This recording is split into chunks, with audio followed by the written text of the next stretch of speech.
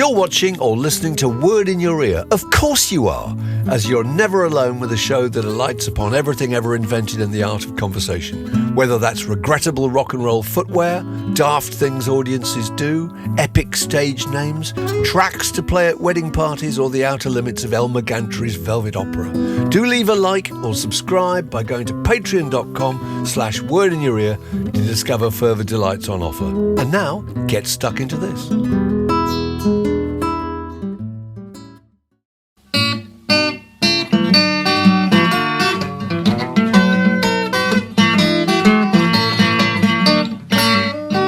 You're listening to a podcast from The Word. Welcome to another of Word in Your Ears weekly podcast. This one with me, Mark Allen, and coming Magic Alex Gold in the Shires. Greetings, beaming in from the Shire this morning, yes. In a very splendid shirt. Things on the menu this morning, this sparkly morning, we thought Bohemian Rhapsody, 50 years old today, and other records that sound unique.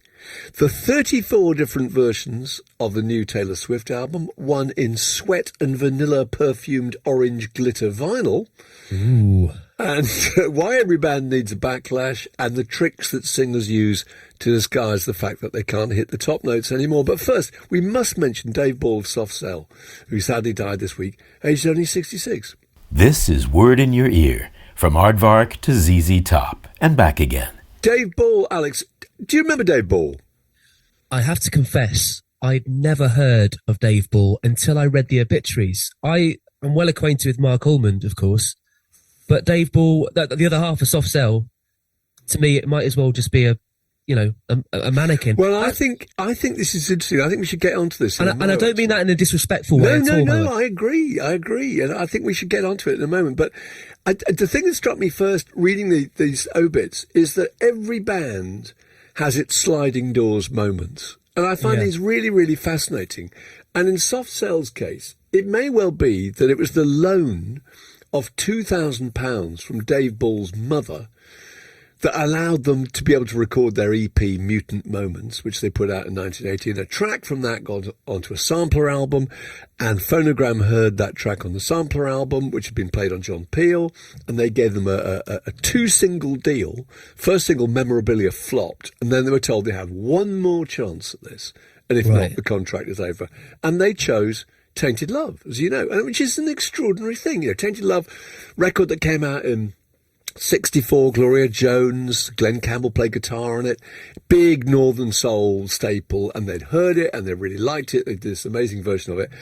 That record, I completely forgotten this. I was at Smash Hits at the time. That record went to number 1 in 6 countries, and it was top 10 in 17 countries around the world. So it was just enormous. Number 8 in America, number 2 in about 5 countries. I mean, it was just huge. So that's a real 0 to 60 moment. You know, they went from being absolutely unknown to having a number 1 record, kind of all over the world, top 10 record.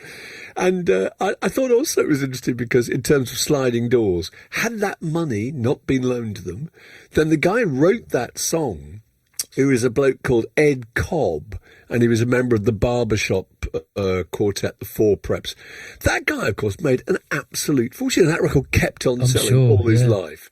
And I was just looking him up, and this guy spent the rest of his life as a champion horse breeder and president of the Idaho Racing Commission, and died in Honolulu in Hawaii in 1999. An absolutely charmed life. So out of the blue, this guy's life was transformed, as was theirs, you know. It's extraordinary, isn't it? And Tainted Love kept going, didn't it? Of course, because I think Marilyn Manson covered it in the late 90s as well, which would have raised its stock a little bit as well. I never knew that Glenn Campbell played guitar in that. So I know, Glenn Campbell is extraordinary, isn't it? Amazing. But the other thing, getting back to what you were saying earlier, which I think is also really interesting, because I remember it so vividly at Smash Hits at the time, that there were all these people. You could probably make a little quiz made up of people like, just with their photos. Paul Humphreys of OMD, Stephen Luscombe of Blancmange. Do you know what I mean? Vince Clarke, Roland Orzabal, Mick Talbot. You know, those guys who the model was for those synthesizer pop duos. You know, there was some flamboyant person who sang. and did most of the interviews and was the big personality of the group. And then there was some mysterious bloke at the back prodding a keyboard. I suppose that if you look at Daft Punk with their masks, that's surely a nod to that kind of notion, isn't it? And also there's a group called Confidence Man, who are Australian, who are really, really good. And there's a brother-sister duo that sort of front it, and there's two synth guys at the back. And the brother-sister duo, they are who they are. And the guys at the back, they wear hats and masks again.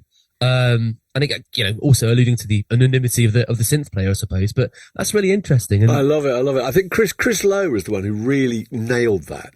The idea of that extraordinary difference between the two characters, him in the background, pretty much invisible under a massive hood, Yeah. Do you think it's interesting that those duos, had they been solo singers, your way into them and your connection with them and your enthusiasm for them might have been worn out much sooner if they hadn't been in a band. And then just having that other member of the band gives it a new dimension and a new kind of folklore and a new character, and which makes it more sustainable. Don't you think? I think contrast is inherently intriguing as well. And, with a sort of slightly anonymous guy on the synth and, your flamboyant singer, pretty boy out there, you've got that light and shade, and I think that intrigues people and that draws people in just as much because it feels like a complete painting, doesn't it? Whereas, guy on his own warbling into a mic, that's quite one dimensional, and it is. It requires an extraordinary amount of charisma to endure as a singularity that Andy Bell from Erasure probably didn't have, for example, on his own. Do you know what I mean? Oh, absolutely. Yeah, Reggie. Yeah, there's another one. Communards. There were so many of them, weren't there? Yeah. But I think, and also I remember meeting Soft Cell at the time at Smash Hits. We were doing a photo shoot or whatever, and being struck by just how different they were. You had no idea really. But, Dave Paul didn't do much in the way of interviews. Dave Paul was this kind of 6 foot kind of bruiser, actually. And he was completely unlike this tiny, effete, small and perfectly formed, rather waspish Mark Armand, But they were brilliant, and it worked. You're listening to Word in Your Ear, because when you're tired of the Beatles, you're tired of life. Piping hot news item this week, yesterday's news today, Bohemian Rhapsody, 50 years old. 50 years? 50 years old this week. I know. And I don't know, see, this was before you were born, but I remember that record coming out. Well, this is what I want to ask you, because Bohemian Rhapsody to me, it's always been there. Yeah. It's always been present. It's like air or trees. It's just there. But what was it like to see it roll out in real time? Because there was absolutely nothing to compare it to, was there? No, and I think it touches on what we were talking about last week. We were talking about, just records that sounded really unusual. And I think we should talk about it more, actually, in terms of Bohemian Rhapsody. But we were talking about J.J. Cale and sounds that you'd never kind of heard before. But I remember it, for some reason, I was in Bristol when that record came out. And the news got out that this record was out and that we had to hear it. Because you couldn't sit around waiting for it to be played on the radio, and there was a pub round the corner that had a jukebox. We went in there and we put it on 5 times in a row and listened to it, and it was the most extraordinary thing. Did this again the next day, and eventually then one of us went out and bought it. But it was just the fact that everybody was talking about it, and the information was coming out about it at the time, I remember, which was all new. That the idea that it had taken 3 weeks to record this one song and they'd been working on it 10 to 12 hours a day. We now know, obviously, things like Good Vibrations might have taken longer or whatever, and there were certain people. Actually, the Beatles, no, they didn't. The longest they did was about 24 hours working on Happiness is a Warm Gun, I think. So the idea that a group had spent 3 weeks, 12 hours a day working on one song was just extraordinary. And it was just also that it was epic. And that was a big thing at the time. Treble albums, 3-hour films. You know what I mean? Just the idea of this enormous song that was just far longer than most songs on the radio were. It kind of was a film in audible form, wasn't it? In its own way. When it closes, you do feel like the credits are kind of just coming down in front of your eyes, and it's evocative in a way that pop just wasn't before. Pop was very formulaic, verse, bridge, chorus, middle eight, out. That was it. And it had different movements. That was the thing. There were different movements, and everything was unusual. The tiers, the layers of harmony vocal, the kind of operatic bits, even the words, the kind of scaramouche, all these things were just so extraordinary. And I just thought it made me think of, there were certain songs that came out And everyone was in touch with you saying, have you heard this record? And I was going to mention a few. One was Oh Superman. I don't know if you remember Oh Superman by Laurie Anderson. Again, you would have been very young, but I mean, when you heard it the first time, did you remember that? I haven't heard that. Ha, ha, ha. And that high synthesized voice, it's 8 minutes long, was a number 2 record in the UK, which is amazing. Wuthering Heights by Kate Bush. I mean, that was... Oh, yes. Everyone was saying, you could literally stay by the radio. This weird, baroque, squeaky, bonkers, high register voice will come in, you know. There was another Double Barrel by David and Ansel Collins, which came out in 1997, which is an amazing little shantytown kind of reggae song that I think actually also got to number 1. And this is before people were that familiar with the whole notion of reggae. It's long before Bob Marley and kind of mainstream reggae. That was an amazing record. Rapper's Delight. Do you remember? Rapper's Delight, of course. The Sugar Hill Gang. And The Message by Grandmaster Flash. I can remember people saying, you've got to hear this, and say they're making music by using records as an instrument. So the instrument is actually another record that's being played, being scratched, and being mixed in. I can remember that being absolutely extraordinary. I Feel Fine. I think it's the feedback at the start of it, right? You know, apparently that was all done on acoustic guitar. Was it? So John played his Gibson J65, I think. But anyway, that tone, that feedback was caused by the amp reacting to the sound hole in the acoustic. Oh, right. You wouldn't have got that with an electric guitar. So, yeah, I you know what? I didn't actually know that until about 2 days ago. I just stumbled across it on Instagram. But the thing isn't that amazing? Again, it's one of those moments where everyone thought, what is that noise? Because you'd never really heard feedback before. Again, typical of the Beatles to have heard it and thought, leave it in. That's but brilliant. Also, the tone of that guitar, it doesn't really sound like an electric, and you can't really place it in your head. But it sort of makes sense that it's an acoustic because it's richer. It's more full bodied. That plucking, it just doesn't sound the same in an electric. But yes, it was caused by the reaction between the acoustic sound hole and his Vox amp. So there we are. I love stuff like that. Me too. I feel Loved by Donna Summer. Oh, wasn't it? Oh, it was recorded in Vienna, wasn't it? I think it was recorded in Austria, right? Yeah, and it's that idea that it wasn't really a song; it was just a sort of loop. You know, and it's a sound and it's a groove. It wasn't a kind of song, and I thought that was really thrilling. All that kind of computer backing track, "Around the World" by Daft Punk, I think is an amazing song as well. You know, I remember first hearing that kind of, it's kind of like a sub-aqua bubbling synthesizer sound that changes. It skips and hops, doesn't it? It's got a great video as well with this brilliant choreography with all these like weird Star Wars looking people dancing in the round and just going round and round and round. And it reflects the sort of cyclical nature of that kind of music wonderfully. It's brilliant. Yeah, no, that's fantastic. I think Firestarter by the Prodigy also is pretty extraordinary. Well, the Prodigy are interesting, aren't they? Because they were the first, you know, I suppose, mainstream dance act to incorporate a live band. And it was that fusion that really gave it its power. The drummer from the Prodigy once made me lemon cake, by the way. Okay, this is good. Yeah, it was a good lemon cake as well. Okay. But I think that's where the power lay. It was that kind of, it just sat in the middle, didn't it, between synthetic and organic. And they had these, you know, really sort of hoary rock musicians just driving it in the background.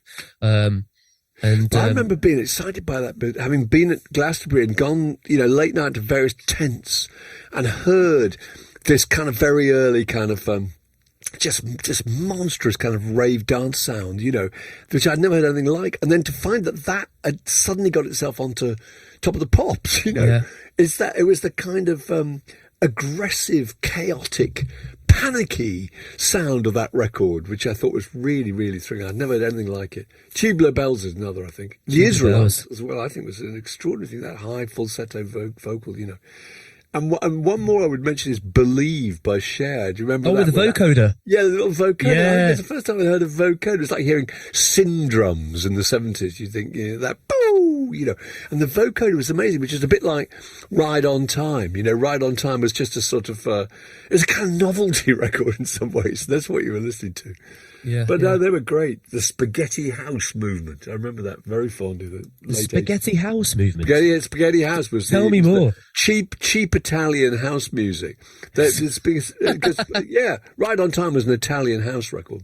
Oh, is it Italian? Made in a kind of garage by a couple of blokes in northern Italy, and just for about fourpence, I never knew that. Crikey. I know. So I love all that. So yeah, anyone listening who can think of any records that they've first heard, and they thought, I have never heard anything like that. There appeared to be no precedent for that. Well, I've got a few for you. Go on. If you'd indulge me. Go on. So, the first one is Hey Ya, which to me still sounds as fresh as it did when it was first released. Yeah, I've never heard anything that fused together so many different elements of pop music all in one.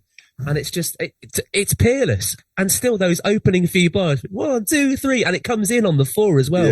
Yeah. So it comes in slightly before you expect it to. It's just a wonderful piece of music. The next one is Imogen Heap's Hide and Seek. Oh yeah, that's good. And that's I still remember exactly where I was and what I was doing the first time I listened to that.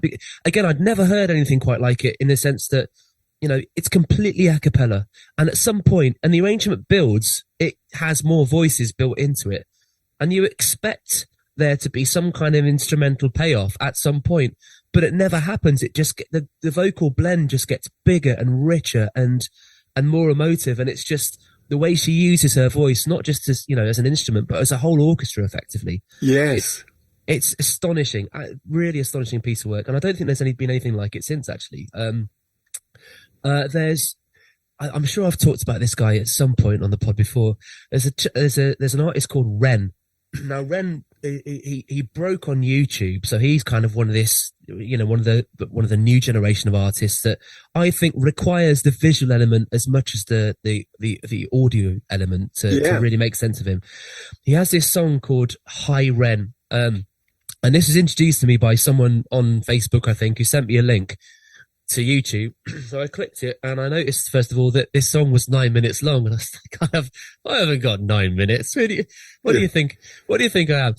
Anyway, 9 minutes, I'll never get back again. I sort of reluctantly click on it, thinking, all right, I'm going to be off after 3.5. And after 8.5 minutes, I'm still there with my jaw completely on the floor, not knowing what's hit me. It's sort of it's an internal dialogue between him and his inner demons, essentially. And what's it called again? It's called Hi Ren, and it's incomparable to anything else. There's a bit of there's a hip hop influence in it. There's poetry. There's Baroque Renaissance guitar.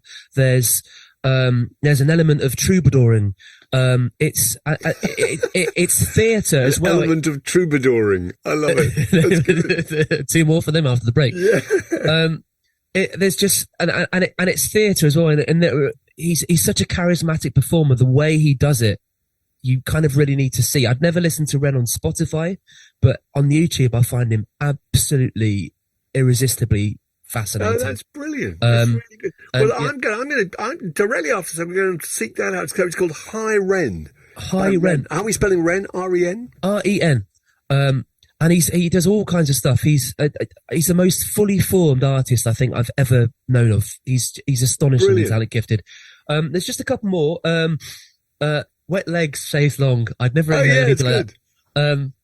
Because Rianne, the vocalist, she's so intentionally pulled back. Do you know what I mean? Like, a singer's kind of meant to kind of push out in front of the rest of the band, and she kind of sits behind them, and that's where it gets all its power from. It's so droll and dry. And unbelievably droll. It's like you're leaning in to rolling their eyes as they sing. They are. You're sort of. It's like you're leaning in to listen to someone tell you a bit of a joke on the quiet. I love that. There's a little moment in Chapel Roan's "Good Luck Babe" right at the end where, and it's a snatch. It's like 3 seconds where it pitch bends down, and it's not even a tone. It's like it's a sort of microtone, so it's not even really musical, but it goes down in pitch. Have you got to the point where you're making little samples of all your favourite bits of favourite records? Because that would be in it, presumably, wouldn't it? Absolutely, and it was that little bit at the end that got me absolutely hooked in that song. I listened to the whole song just to get to that little 3 second bit at the end. It's fantastic. This is what we've become. It's not just best songs; it's best bits in best songs. It's the key change in Penny Lane. That's all you need, though, isn't it? I know. I've never heard anything like that before, and I don't think I've ever I don't think I've heard anything like it since. But that's my list, and there we are. That's really good. Oh well, look. As I say, I'm going to go straight off and investigate Wren after this, and have another listen to that Chapel Roan. Actually, yeah. And any other suggestions? Send them in. This is Word in Your Ear. What are you planning to do with all these records? You and Dave and I were talking earlier this week about the news that Taylor Swift's new album, Life of a Showgirl, was available in 34 different versions. I do think this is interesting. Versions. You know, at 34 versions, there are 18 CDs, right? There's a cassette edition. There are 8 different vinyls. And there are 7 download variants, which include, as if you aren't suffering enough, one that was only available for 6.5 hours before it was deleted. I mean, it's just amazing. Okay, here's my question to you. As I mentioned earlier on, actually, one of these, just to give you an indication of just the different varieties you can get. You can get a version of her album in sweat and vanilla-perfumed orange glitter vinyl, which comes complete with a unique poem written by Taylor on the gatefold. I mean, this is just... Wow. We're really in the deep end here. But okay, here's my question to you. If you wanted to buy them all, and people are, you know, that's part of the reason they've been put out, obviously, people are buying them all, what would it cost you? Because I've estimated what it would cost you to buy the lot. Oh, man. Okay, I'm going to throw $5,000 into the ring. I think that might be a bit much because it's 34. I'm saying it's £427, but that's a lot. That is a lot. Don't you think that's a lot of money? 400, because I mean, I think the vinyls are 35 quid each and the CDs are 15. Downloads 11, so it's the best part of 500 quid. I mean, it's amazing. Isn't she's it? only doing that because she knows that her Swiftie fan base will put in a pot.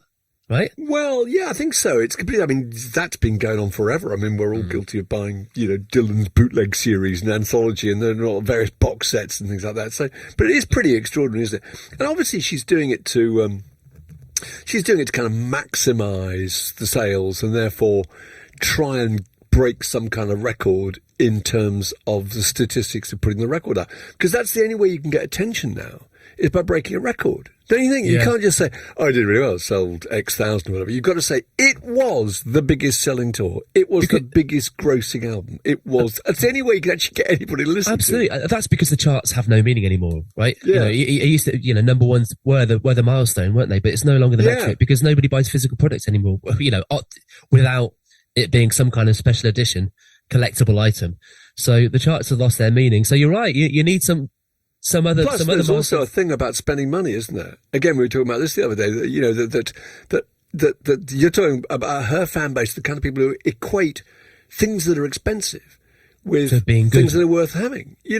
Whereas I grew up in a generation where you got sampler albums, which introduce you to various acts, and you could buy them for 14 shillings and sixpence, and you discover a whole load of acts, and then you go on and maybe spend quite a lot of money buying their actual album. But that's the way you did it. If you put things out that were cheap, you reach as many people as possible. If you just want to make as much money as possible from the people you've already got, then make them as expensive as possible. So that's been going on a long time. But the other interesting thing about it is that there appears to be a backlash, doesn't there? That a load of people who bought these records in whatever format, and be even more of a backlash if you bought, 34 versions, and then decided that the thing at the very centre of this whole concept wasn't very good. Because that's the thing. I don't know. I can't judge whether a Taylor Swift record was any good or not. But the general feeling is this is a rotten record. Am I right? Apparently that's what the word in the street is. Yes. The big bugbear apparently is lyrically it's awful, and I think part of Taylor's appeal was that the things she was writing about were things that her fan base could in some way relate to and put themselves into the situation of, if that makes sense. Yeah, no, I agree with that, because her being now settled and engaged to be married and all that kind of takes that. Well, where do I connect with her anymore? I thought she was suffering and love affairs were turned disastrous, and now what can I connect with? Yeah, how does a 17-year-old girl connect to a happily married billionaire? It's a tricky one, isn't it? It is. But I got a feeling that now this probably isn't the same in pop music, because pop music is that ephemeral, fast-moving, fizzy thing where if you lose interest in someone, you're going to transfer that interest to somebody else, or you're just going to grow out of them and they don't connect anymore. But in rock music, a backlash. I always felt backlash was a really important thing. It's part of the journey, isn't it? Q magazine in whatever it was, the mid-'80s, whatever. At that point, the rock press had only talked about occasionally looked back at the making of a particular record. They'd look back at making of Pet Sounds or something like that. But mostly it was all about the present. About this is the new record. This is the direction this person's going. And Q magazine came up with this idea that you would look at somebody's career, if you like, in terms of all the ups and downs. So you would follow them, tracked usually by the release of those albums, through the good times, through the bad times, because it's the bad times that actually went on to produce the good times. It was the terrible divorce or the breakup of the band or the financial catastrophe that inspired the great record that got them back into focus. And I always thought that was really interesting. And you stop comparing people to, who did we write about in the early days? I mean, people like Steve Winwood and Rod Stewart and McCartney and Eric Clapton and Elton John.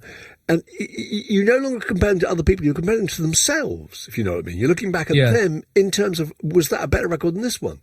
And I always thought that was really important. And I thought that if you didn't go through those terrible times and didn't have those periods where you put out rotten records, then you didn't actually appreciate the great records as much. Do you know what I mean? So like David Bowie's a really good example. David Bowie, who had very few hiccups in his career, but there was Tin Machine. Tin Machine, And there was the Glass Spider tour, which I saw actually, which was pretty terrible. And Tin Machine was just generally pretty awful. I mean, it was a noble thing to do. I'm just in a band and, you should talk to the bass player and you talk to the drummer as well. But that's what you came to. Everyone thought, we've been through Tin Machine. We've all suffered together. But we've come out the other side. And now he's back. Where's he been, I think you're right. It's, triumph over adversity. Like when you're really invested in an artist, somehow in your head, you're kind of teammates, aren't you? Yeah. And whether you realise it or not, you're sort of in it with them. And I've been wondering for a while when the Taylor bubble would pop, because she's had this perfect career trajectory whereby she's just got more kudos and more powerful without interruption, really. Yeah. And it's just got bigger and bigger and bigger and bigger and bigger and bigger and bigger and bigger. And I think what's happened probably is that, it's got so big and, she's, her trajectory has been so flawlessly executed that there's no one around really now to tell her, Taylor, do you think we need to maybe work on that second verse a little bit? Yeah, it's like being J.K. Rowling, who puts out books that are brick-like, because there's nobody dare say to her, can we edit that? Can we just have less of it, And I'm sure she believes in what she's doing fully, but she's got no one to second-guess her and play the devil's advocate. And it's resulted in this now. And, and I think that, maybe her career's kind of one-dimensional in that respect, in that there hasn't been any tragedy or hiccups, really. It's all a good thing. I think they're a good thing. I mean, it may not work absolutely. with her. Maybe, she took 3 years off. No, I think she needs it. I think you need low points to measure the high points. Anybody like Bob Dylan, you kind of laugh. It's like supporting a football team. You support the football, but they're back in the Premiership. And I remember the days they were in League Division 1.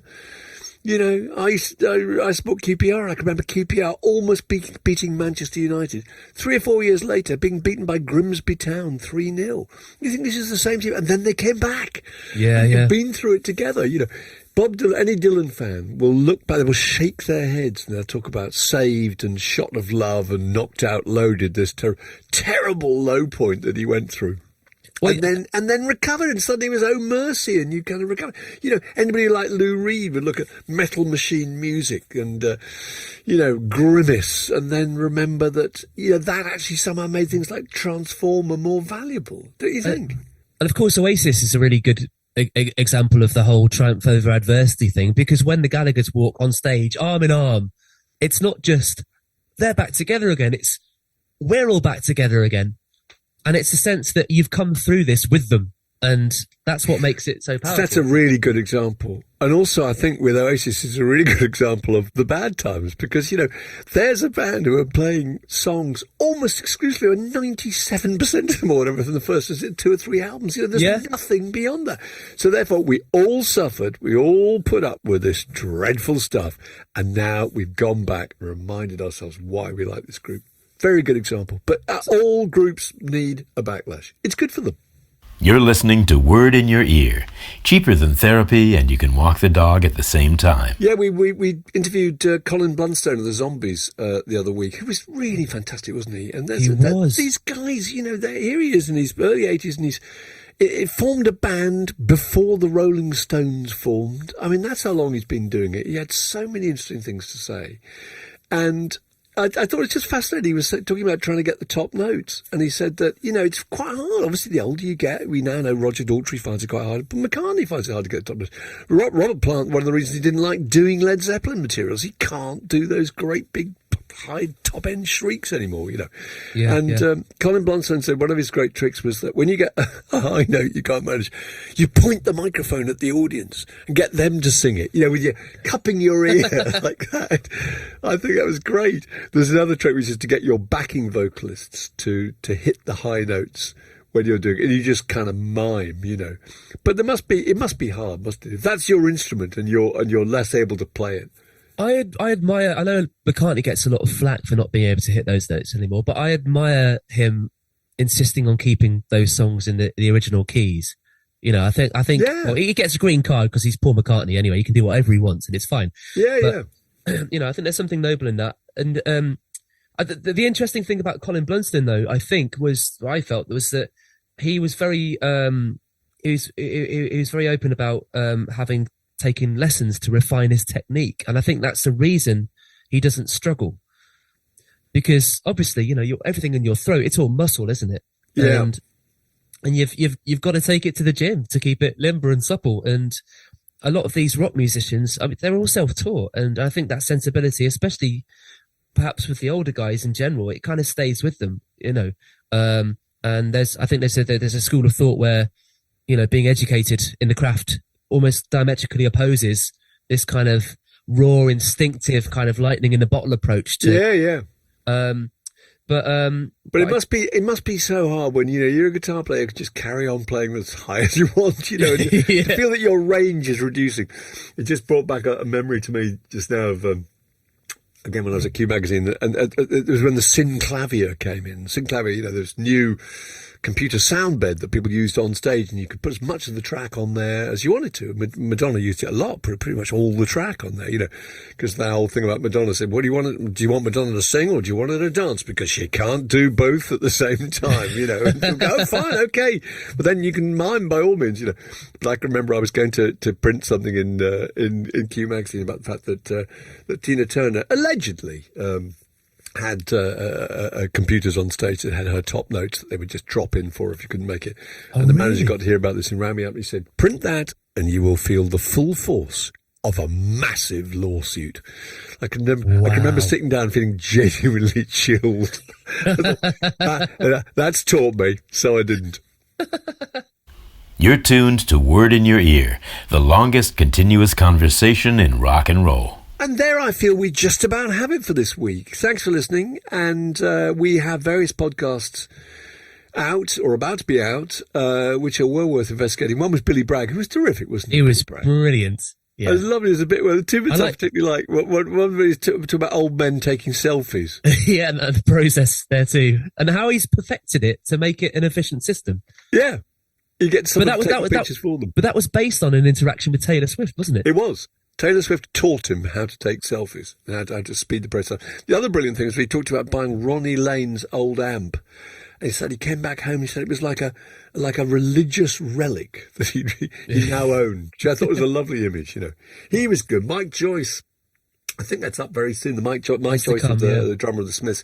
Really interesting, really upbeat account. I mean, you think it all got tangled and a bit horrible, but it just exhibited bits where he turns to Andy Rourke and they just look at each other and go, where did it all go right?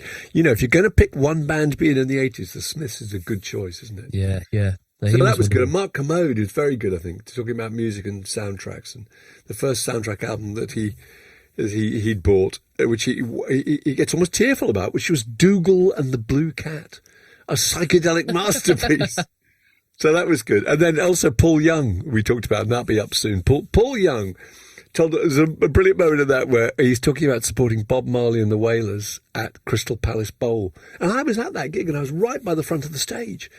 And I said, God, do you remember that somebody in the audience was swimming in the lake underneath the stage and they found a dead duck or a dead swan or something and they threw it at Joe Jackson. And he suddenly lit up and said, my God, they did it. It hit him. And it hit him. He said, do you know, I always thought I'd imagined that. And now you telling me, it made me realise it was true. But he was really entertaining.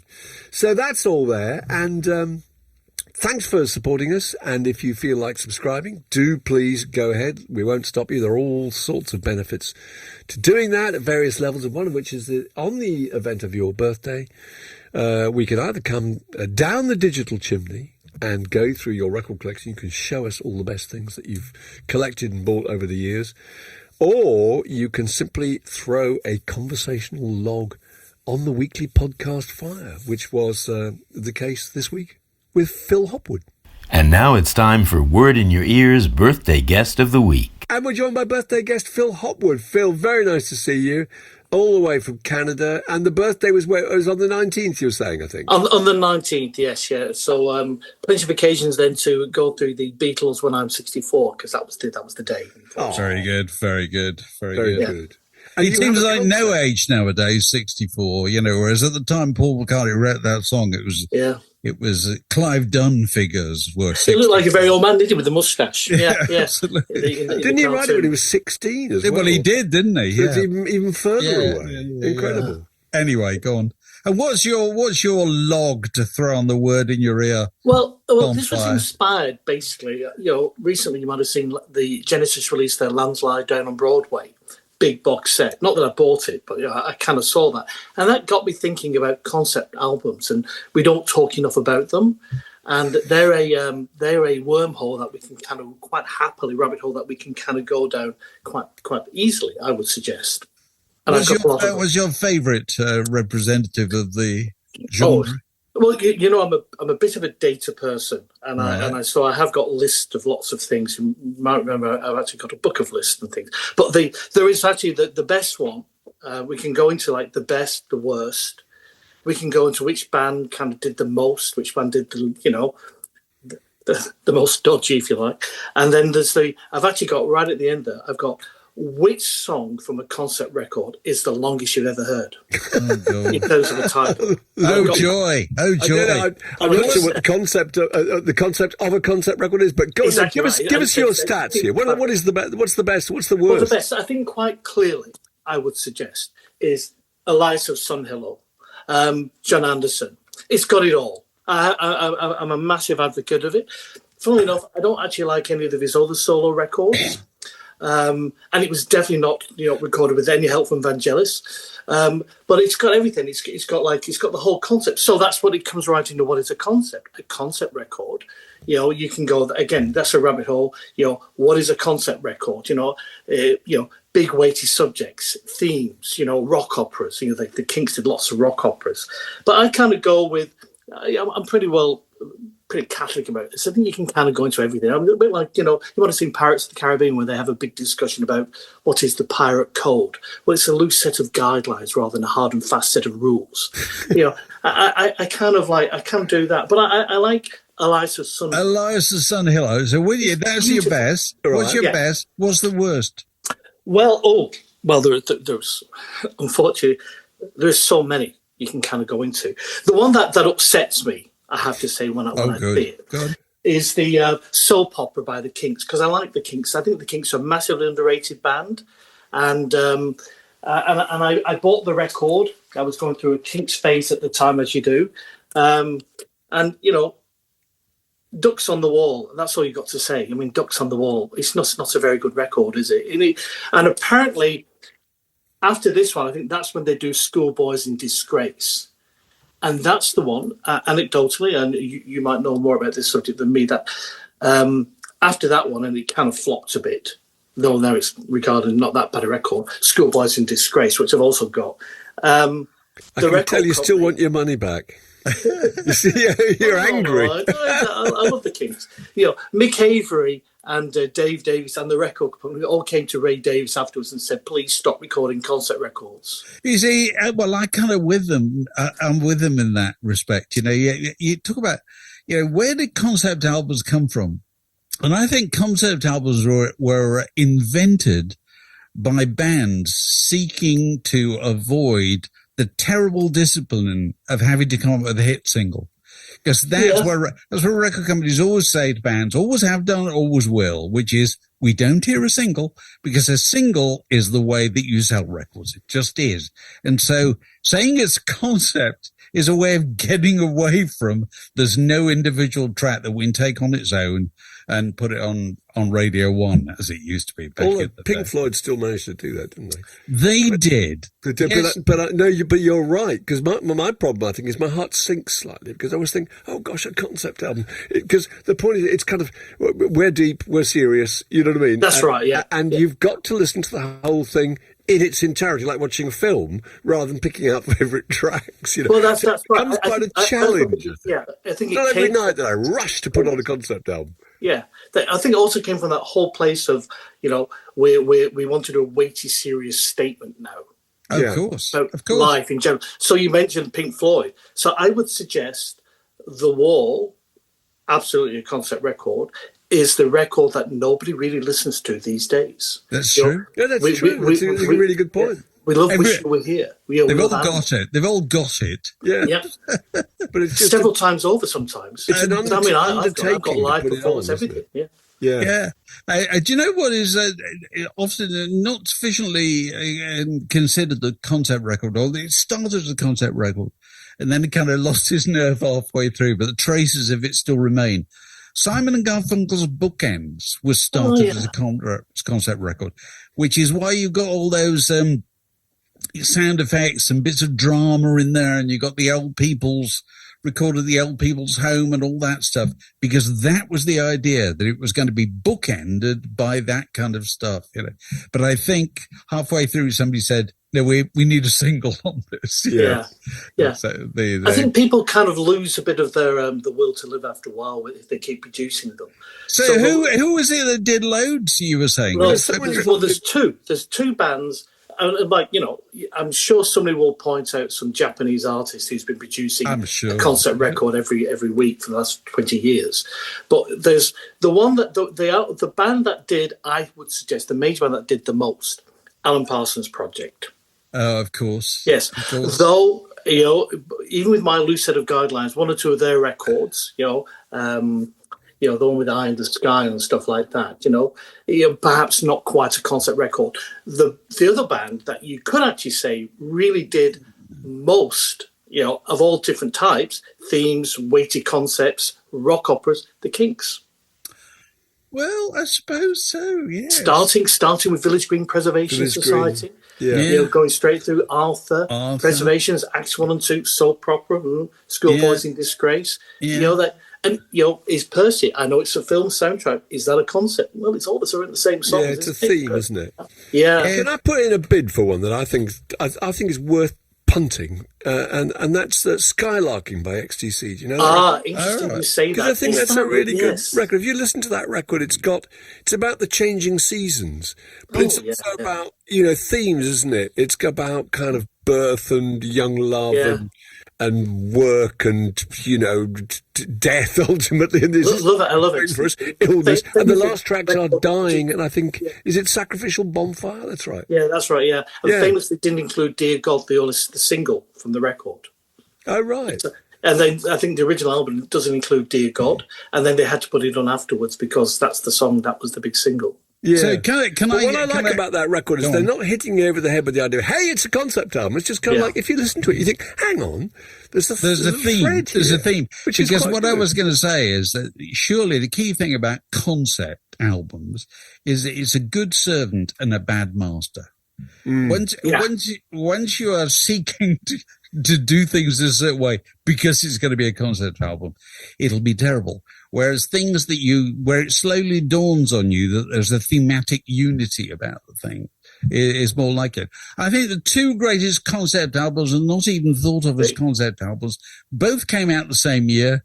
Both came out in 1974. Randy Newman's Good Old Boys and Joni Mitchell's Court and Spark, which are thematically just absolutely perfect. Yeah. But you don't have to sit there and think you're scratch your chin. Yes. Yeah. No. If we were Gen Xers, which of course we I don't even know what they are. But podcasts. If we were Gen Xers, millennials, the two records that they and I have actually been in this very basement over Christmas with a bunch of my millennial Gen X children in their 30s, and they were screaming at the top of their voice, My Chemical Romance is Welcome to the Black Parade. Oh, okay. They I thought you were going to say American Idiot by Green Day. Yeah. Yeah, same. And Melancholy and the Infinite Sadness, which I still struggle. Is that really a concept record? But it's very long and it's got some good songs.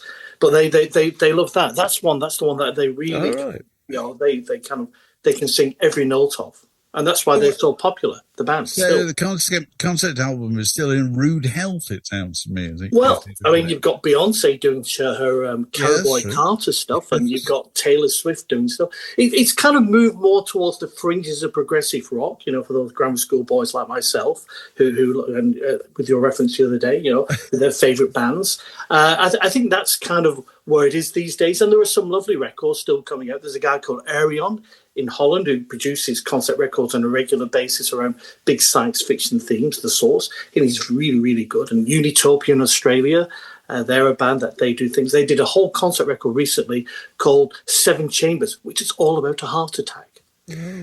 Should we resume this conversation, Dave, in a year's time on the occasion of the 65th birthday of Phil Hopwood? Yeah. And see what has been added to the list. I think we probably should. Yeah. Shall I give you the longest one, the longest title of all time, the longest song, right? So this is a cassette you might see here. This is the cassette. It is the cassette of Blue Öyster Cult's Imagine Us record. You might remember this. You might have heard of that. Right, it's like a bit of offshoot. Albert Bouchard, the drummer made it, and the rest of the band kind of participated unwillingly. They didn't really like it. But it's got a song on there, which is an absolute rocker called The Siege and Investiture of Baron von Frankenstein's Castle at Weisseria. Very good. Doesn't that say brilliant it all? title. I mean, it's just the most amazing, Very good. I mean, it's right in your ear, that one. That's an earworm. Well, I'm off now to dig it out and have a listen to it. That's brilliant. I love that. I love tracks like that, with titles like that. That's absurd. Yeah. It's the best. If it takes longer to read the title, probably than even listen to the track. Oh, no, it goes on for quite some time. Okay, we trust you on that. Some time. Thank you, Phil. Thank you very much for throwing that log on the Word in Your Ear bonfire on the occasion of your birthday. Carry on with the festivities as long as you possibly, as long as you possibly spin them out. Yes, and thank you for your continued support. This podcast was brought to you by The Word.